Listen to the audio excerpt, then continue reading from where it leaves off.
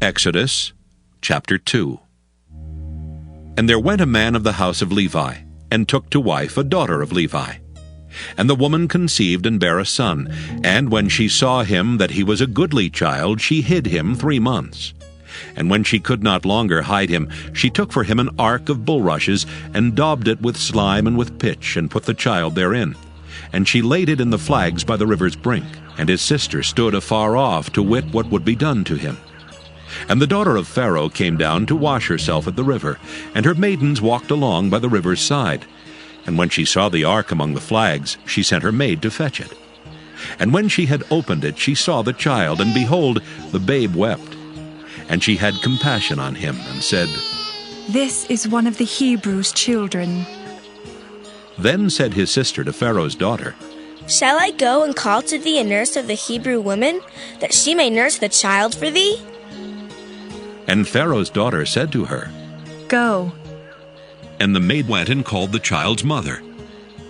And Pharaoh's daughter said unto her, "Take this child away and nurse it for me, and I will give thee thy wages." And the woman took the child and nursed it. And the child grew, and she brought him unto Pharaoh's daughter, and he became her son.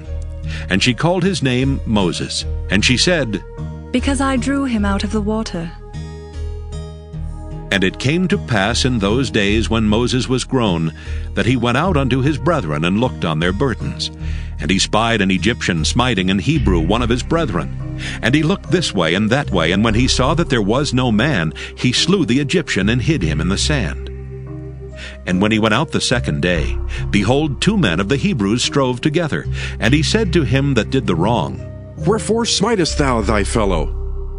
And he said, "Who made thee a prince and a judge over us?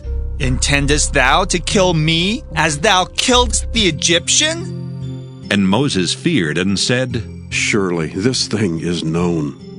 Now when Pharaoh heard this thing, he sought to slay Moses. But Moses fled from the face of Pharaoh, and dwelt in the land of Midian, and he sat down by a well. Now the priest of Midian had 7 daughters, and they came and drew water, and filled the troughs to water their father's flock. And the shepherds came and drove them away, but Moses stood up and helped them, and watered their flock. And when they came to Reuel their father, he said, "How is it that ye are come so soon today?" And they said, "An Egyptian delivered us out of the hand of the shepherds, and also drew water enough for us, and watered the flock." And he said unto his daughters, "And where is he? Why is it that ye have left the man? Call him, that he may eat bread." And Moses was content to dwell with the man. And he gave Moses Zipporah his daughter. And she bare him a son, and he called his name Gershom. For he said, "I have been a stranger in a strange land."